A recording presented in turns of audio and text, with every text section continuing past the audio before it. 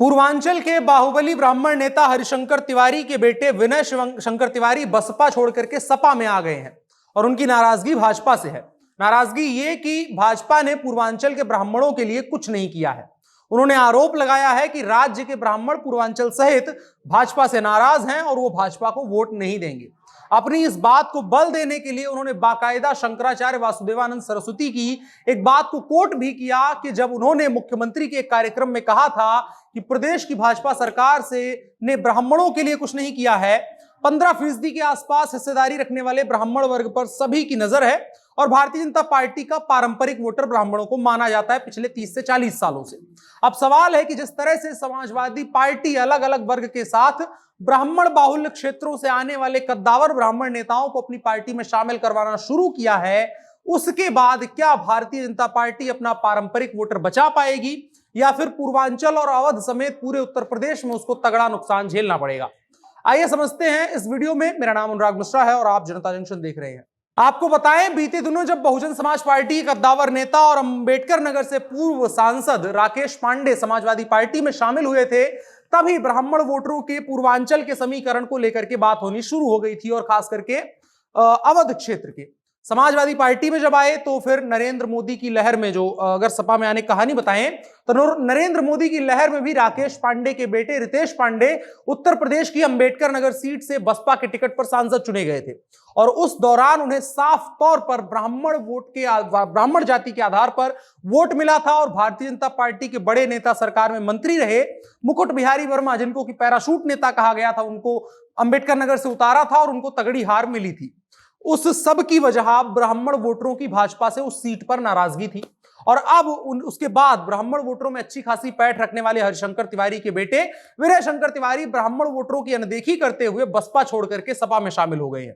वैसे तो अब एक चीज बनता है कि बसपा की इसमें जिक्र क्यों आ रहा है, भाजपा का जिक्र क्यों आ रहा है जब ब्राह्मण वोटरों की बात हो रही है? तो ऊपर ऊपर से आपको देखने में लगेगा कि बसपा पिछड़ों की ही पार्टी है, लेकिन अगर आप आज से 10 साल पीछे जाएंगे, जब बहुजन समाज पार्टी उत्तर प्रदेश की सत्ता में हुआ करती थी, 2 नंबर की पार्टी हुआ करती थी या सत्ता में होती थी, तो उस समय पार्टी में ब्राह्मणों का तगड़ा बोलबाला हुआ करता था।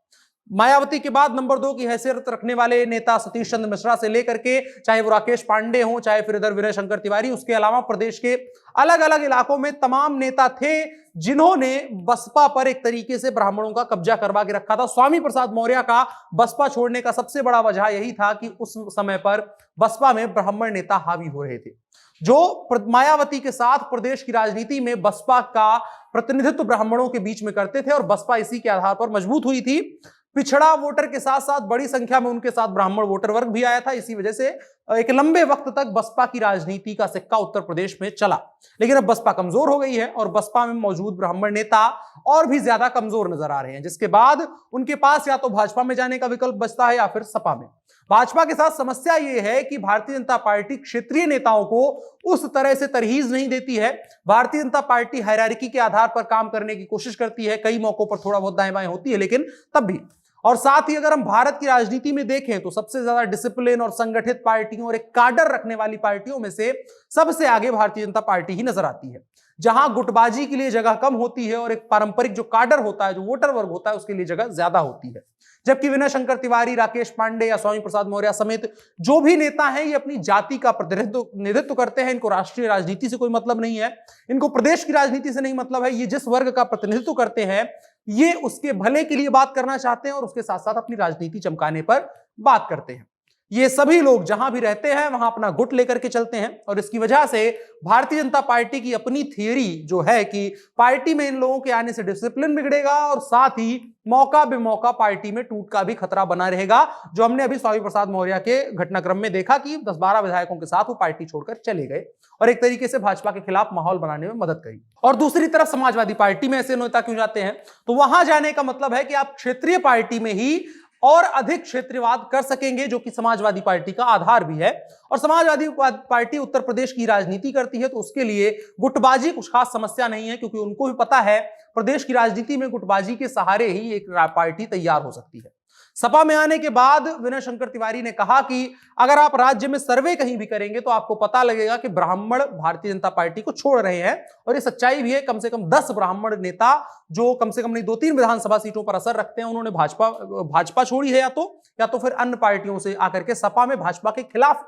इकट्ठा हुए हैं बीते 6 महीनों के अंतर्गत। यह सच है कि ब्राह्मण समुदाय कई सालों तक भाजपा के साथ मजबूती से खड़ा रहा, ये विनय शंकर तिवारी कह रहे हैं। लेकिन अगर वो भाजपा नहीं छोड़ते तो पार्टी का केंद्रीय नेतृत्व ब्राह्मणों को लेकर के चिंता ही जाहिर नहीं करता। बीजेपी के केंद्रीय नेतृत्व ने इस संबंध में अहम बैठक बुलाई थी और ये अखबारों और सोशल मीडिया पर भी इसको लेकर बात हुई। बीजेपी का केंद्रीय नेतृत्व राज्य में ठाकुरवाद से परेशान है और यह हिंदुत्व के बारे में नहीं है। यहां यूपी में सब ठाकुरवाद के बारे में काम चल रहा है। ब्राह्मण इस बात को अच्छे से समझ गए हैं और अब भाजपा में चीजें उनके पक्ष में नहीं है, इसलिए वो समाजवादी पार्टी का रुख कर रहे हैं। ये चीज पिछले 5 सालों में योगी आदित्यनाथ की सरकार में चाहे सच्चाई रही हो चाहे झूठ रहा हो, लेकिन एक तरीके से योगी आदित्यनाथ के ऊपर यह आरोप लगा था कि वो ठाकुरों का पक्ष ले रहे हैं और ब्राह्मणों को पीछे छोड़ रहे हैं। जब विकास दुबे का एनकाउंटर हुआ था उसके बाद यह मामला और गरमाया था, लेकिन भारतीय जनता पार्टी ने इस मामले पर किनारा काटा था और उन्होंने सभी जातियों और धर्मों का सम्मान करने की बात कही थी और कहा था अपराधी जिस वर्ग का होगा उसके साथ हम,